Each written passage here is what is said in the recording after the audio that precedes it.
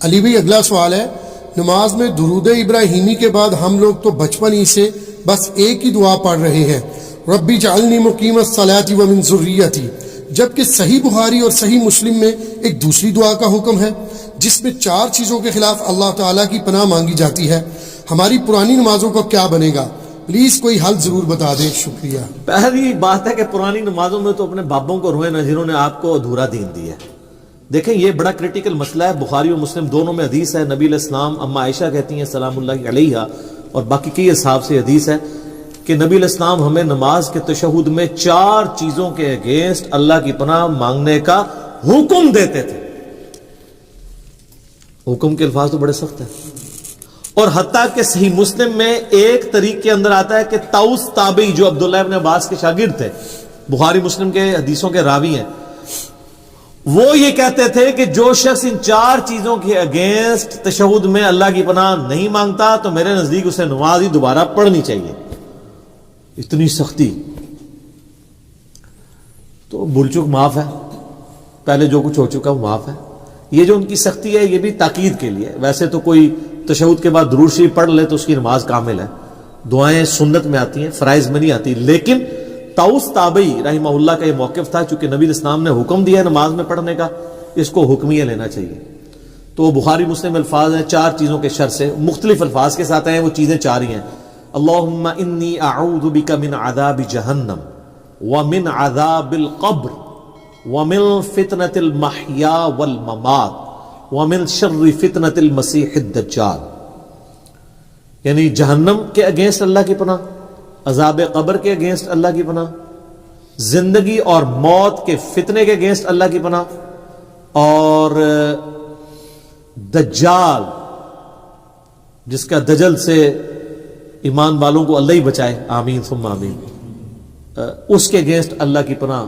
یہ 4 چیزوں کے شر کے اگینسٹ۔ باقی یہ بات صحیح ہے کہ بخاری شریف میں الفاظ ہیں جب تم تشہد میں درود شریف پڑھ چکو اس کے بعد جو چاہو اپنے رب سے مانگو، اس کے تحت صرف یہ دعا نہیں، یہ دعا تو ہے ڈیٹم لیول پہ کمپلسری، اس کے بعد آپ کو جو دعائیں یاد ہیں کتاب و سنت میں عربی زبان کے اندر دعائیں معصورہ ان کو کہتے ہیں، وہ پڑھیں۔ مثلا ایک دعا تو آپ ضرور پڑھیں جو بخاری مسلم دونوں میں کہ نبی علیہ السلام نے، انس بن مالک کہتے ہیں اور کوئی دعا پڑھیں نہ پڑھیں، یہ دعا آپ نے زندگی بھر نہیں کبھی چھوڑی، اللہم ربنا آتنا فی الدنیا حسنہ وفی الآخرۃ حسنۃ وقنا عذاب النار۔ اس سے پرفیکٹ دعا ہی کوئی نہیں ہے۔ اے اللہ مجھے دنیا میں بھی بھلائیاں عطا فرما اور آخرت میں بھی بھلائیاں عطا فرما، اور سب سے بڑی بھلائی آخرت کی کیا؟ وقنا عذاب النار، آگ کے عذاب سے بچا۔ یہ اس سے بڑی کوئی دعا نہیں ہے، اور سب دنیا کے ہر کام کے لیے یہی دعا ہے۔ کسی کی اولاد نہیں ہو رہی تو یہ ہے، کسی کی نوکری کا ایشو ہے یہ ہے، کسی کو بیماری کا ایشو ہے یہ ہے، بھلائی ہے نا۔ اور مسلم شریف میں بڑی پیاری حدیث ہے، ایک صحابی کے بارے میں آتا ہے صحیح مسلم میں کہ وہ اتنے کمزور ہوئے گویا کہ چڑیا کی طرح ان کا ڈھانچہ ہو گیا، تو نبی علیہ السلام ان کی عادت کے لیے گئے، آپ کو اندازہ ہو گیا کہ اس نے کوئی کام ڈالا ہوا ہے۔ آپ فرمایا تو اللہ سے کیا مانگتا ہے؟ اس نے عرض کیا اللہ کے رسول میں تو اللہ سے یہ مانگتا ہوں کہ اے اللہ جو تو نے مجھے آخرت میں عذاب دینا ہے نا دنیا ہی میں دے لے۔ ہوئے اب سبحان اللہ، کیا تم اللہ کے عذاب کو برداشت کرنے کی طاقت رکھتے ہو؟ یہ تم کیوں کہہ رہے ہو کہ اے اللہ جو مجھے آخرت میں عذاب دینا دنیا میں دے لے؟ وہ دنیا میں بھی اللہ کا عذاب تو کوئی نہیں برداشت کر سکتا، اور تمہیں تو چاہیے تھا تم دعا کرتے اللہم ربنا آتنا فی الدنیا حسنہ وفی الآخرۃ حسنہ وقنا عذاب النار۔ یا ہم ایسے صوفیاء کہتے ہیں کہ ان کو جوئیں پڑی رہتی تھی، کوئی جو نیچے گرتی تھی پھر اوپر رکھ لیتے تھے۔ یہ گند مند دین نہیں ہے اسلام۔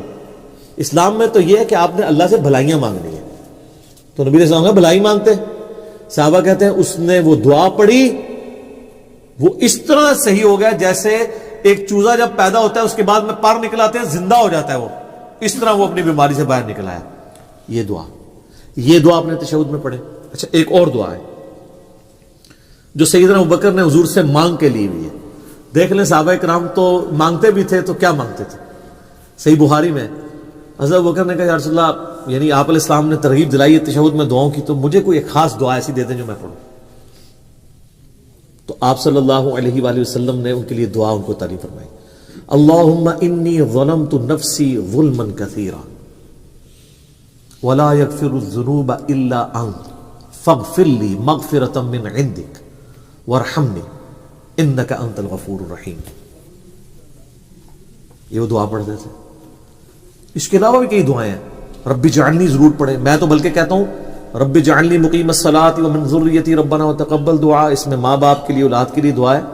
ایک اسپیسیفکلی اپنے ماں باپ کے لیے دعا کریں جو قرآن میں اللہ نے حکمن کہی ہے, رب ارحمہما کما ربیانی صغیرا. اے رب ان دونوں پہ رحم فرما جس طرح بچپن میں انہوں نے مجھ پہ رحم کیا تھا. یہ دعا پڑھیں. اور سر ایک اور دعا بھی یاد ضرور کریں. میں نے بڑی دفعہ اس کی ترغیب دلائی ہے, خدا کے لیے اب اس کو سیریس لیں. مشکات شریف میں 748 نمبر حدیث ہے. یہ مجھے زبانی یاد ہو گیا ہے نمبر بتا کے, ترمذی کے حوالے سے. جامعہ ترمذی میں سورہ صاد کی تفسیر میں یہ آیت ہے, یہ والی حدیث ہے. مشکات میں کتاب المساجد چیپٹر میں پہلی جلد میں 748 نمبر حدیث ہے.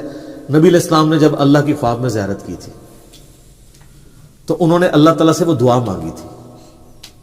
جب نبی علیہ السلام کو اللہ نے کہا مانگ, کیا مانگتا ہے, تو آپ نے کہا اللہم انی اسألک فعل الخیرات وترک المنکرات وحب المساکین وان تغفر لی وترحمنی وَإِذَا أَرَدْتَ فِتْنَةَ فِي قَوْمٍ فَتَوَفَّنِي غَيْرَ مَفْتُونٍ أَسْأَلُكَ حُبَّكَ وَحُبَّ مَن يُحِبُّكَ وَحُبَّ عَمَلٍ يُقَرِّبُنِي إِلَىٰ حُبِّكَ.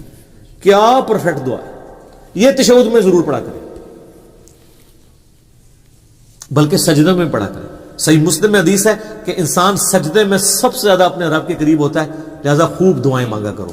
اور اما عائشہ کے الفاظ ہیں بخاری اور مسلم میں کہ نبی علیہ السلام سجدے اور رکوع دونوں میں ایک دعا مانگا کرتے تھے, سبحانک اللہم وبحمدک, سبحانک اللہم ربنا وبحمدک اللہم اغفر لی.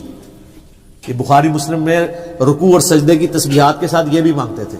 ایک تو مسلم شریف میں حدیث ہے نا کہ آپ نے رکوع میں سبحان ربی العظیم پڑھنا ہے اور سجدے میں سبحان ربی الاعلی 3 دفعہ. اس کے بعد بخاری مسلم میں یہ تسبیح بھی ہے. ایک اور تسبیح صحیح مسلم میں سبوح قدوس رب الملائکۃ والروح. اور سجدے میں دعائیں بھی مانگے. اور ایک دعا تو میں نے آپ کو کئی بار بتائی ہے, ہماری کامیابی کا جو راز ہے, اصحاب کہف کی دعا, ربنا آتنا من لدنک رحمتا وہیئ لنا من امرنا رشدا. اے رب ہمیں اپنے پاس سے رحمت عطا فرما اور ہمارے اس کام میں کامیابی کی کو راہ نکال دے. اصحاب کہف کے لیے پھر کیا راہ نکلی ہے سر.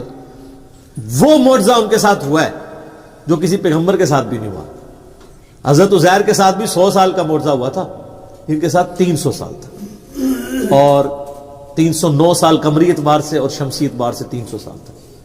یہ دعائیں سر اللہ سے مانگیں. اللہ تعالیٰ نہ مانگنے والے سے ناراض ہوتا ہے اور مانگنے والے سے خوش ہوتا ہے. یہ کائنات کا ایسا بادشاہ ہے, بلکہ یہی بادشاہ ہے کہ جو نہ مانگنے والے سے ناراض ہوتا ہے. باقی تو دنیا میں کوئی بادشاہ ایسا نہیں ہے کہ آپ اس سے مانگیں اور بار بار مانگیں اور وہ تنگ نہ پڑے. اللہ کہتا ہے نہیں مانگو گے میں ناراض ہو جاؤں گا. ادعونی استجب لکم, سورۃ المؤمن آیت نمبر 60. اے میرے بندو مجھ سے مانگو میں عطا کروں گا. ان الذین یستکبرون عن عبادتی, جو تکبر کرے گا نا مجھ سے نہیں مانگے گا, میں اسے ذلیل و خوار کر کے دوزخ میں ڈال دوں گا. وَإِذَا سَأَلَكَ عِبَادِي أَنِّي, جب میرے بندے آپ سے پوچھتے ہیں میرے بارے میں تو آپ فرمانے کہ میں انی قریب, میں بالکل قریب ہوں. اجیب الدعوۃ الداعی اذا دعان, ہر سننے والے کی پکار سنتا ہوں جب وہ مجھے پکارتا ہے. لیکن شرط ہے فلیستجیبوا لی, تم بھی میرا حکم مانا کرو, ولیؤمنوا بی, اور مجھ پہ ایمان لاؤ جیسا کہ حق ہے تاکہ تم کامیاب ہو جاؤ. تو دعائیں یاد کریں, زیادہ سے زیادہ اللہ سے مانگیں. اور سر دعاؤں کے بعد آپ یہ نہ سمجھیں کہ دعا قبول مطلب نہیں ہوگی تو وہ ضائع جائے گی, ٹائم ضائع ہوگا. دعا کبھی بھی ریجیکٹ ہوتی نہیں ہے. دعا وہ عبادت ہے جو ریجیکٹ ہی نہیں ہوتی. جامعہ ترمذی میں مسند احمد میں ہے کہ جب کوئی دعا کرتا ہے وہ کبھی بھی ریجیکٹ نہیں ہوتی مسلمان کی. یا تو جو مانگا وہ دے دیا جاتا ہے, یا اللہ تعالیٰ اس کے اگینسٹ کوئی بہتر نعمت بدل دیتا ہے, یا پھر قیامت کے دن کے لیے اسے ایز اے عبادت سٹور کر دیا جاتا ہے اور پھر اس کا اجر قیامت میں ملے گا. سنن نسائی الکبریٰ میں حدیث موجود ہے نا, جو وضو کے بعد پڑھ لے سبحانک اللہم وبحمدک اشہد ان لا الہ الا انت استغفرک واتوب الیک, تو اللہ تعالیٰ فرشتوں کہتا ہے بس اس کو سٹوریج میں ڈال دو, اس کا تو اجر اب قیامت میں ملے گا. اتنا بڑا اجر. وضو کے بعد کی ایک یہ دعا بھی ہے جو محفل سے اٹھنے کی دعا بھی ہے, اور جو فرض نماز کے بعد کی بھی دعا ہے اور جو ہمارے گرین کارڈ پہ بھی ڈلی ہوئی ہے. 3 موقعوں پہ یہ دعا ہے. ایک دعا 3 مواقع, اور دوسری وہ دعا ہے جو صحیح مسلم میں اشہد اللہ الہ الا اللہ وحدہ لا شریک لہ واشہد ان محمدا عبدہ ورسولہ. تو جنت کے 8 دروازے اس کے لیے کھول دیے جائیں گے, جس مرضی دروازے سے چاہے وہ داخل ہو. تو اب رہا پرانی نمازیں, تو سر پرانے بزرگوں کو رو, ویسے رو کوئی نہیں یار, خوشیاں مناؤ. یہاں لوگ پرانی چیزوں کو روتے ہیں. یار آپ شکر نہیں ادا کرتے کہ جن کو آپ اتنا بڑا سمجھتے تھے وہ تو مارے گئے تھے. جو آپ اپنے آپ کو کچھ نہیں سمجھتے تھے, اللہ نے آپ کو کہاں گندے نالے سے اٹھا کے کہاں پر پہنچا دیا. تو بزرگوں کے غم پہ اپنی آخرت کی خوشی کو ترجیح دیں. یہ میرا گولڈن کوٹ لے جائے. بزرگ بابوں کے غلط سکھانے کے غم پہ اور جو ان کے ساتھ ہو رہی ہوگی اس گمراہی پھیلانے پہ, اس کے غم پہ ترجیح دیں اس خوشی کو کہ میں بچ گیا. ٹھیک ہے. یعنی ہمیں لوگ کہتے ہیں نا جی آپ نبی الاسلام کی وفات کا غم کیوں نہیں مناتے؟ سر نبی الاسلام کے آنے کی خوشی اور آپ کے ذریعے جو ہمیں ہدایت اور ہمیشہ کی کامیابیاں جنت کی مل گئی ہیں وہ ان کے جانے کے غم پہ بھاری ہے. اگر غم بھاری ہوتا نا تو صحابہ کرام پھر رومن اور پرشین امپائر نہیں اکھاڑ سکتے تھے, وہ غم ہی لے کے بیٹھ جاتے. ان کو پتا تھا کہ نبی علیہ السلام نے جو اپنا فرض ہے وہ ادا کر دیا, انہوں نے دنیا سے جانا تھا, وہ چلے گئے ہیں. اب ہماری ذمہ داری ہمیں دے گئے ہیں. جو بخاری مسلم میں یوم النہر کا خطبہ بھی ہے کہ آپ نے منا کے میدان میں کہا تھا کہ جو اللہ نے مجھے پیغام دیا تھا میں نے تم تک کیا پہنچا دیا؟ سب نے کہا پہنچا دیا, حق ادا کیا. آپ نے فرمایا اللہم اشہد اللہم اشہد اللہم اشہد. پھر کہا کہ اب تمہاری ذمہ داری ہے کہ اس کو لوگوں تک پہنچانا, اور دیکھنا بسا اوقات جس کو بات پہنچائی جا رہی ہوتی ہے وہ زیادہ یاد رکھنے والا ہوتا ہے بنسبت اس کے جو پہنچا رہا ہوتا ہے. اور محدثین جب یہ حدیث پڑھا کرتے تھے تو کہا کرتے تھے صدق رسول اللہ. اوئے ہائے ہائے, رسول اللہ نے سچ کہا تھا. آج دیکھ لیں دین تو نکلا عرب سے تھا, لیکن یہ 6 کتابیں جو آپ کے سامنے رکھی ہیں ان میں کوئی بھی عربی نہیں ہے.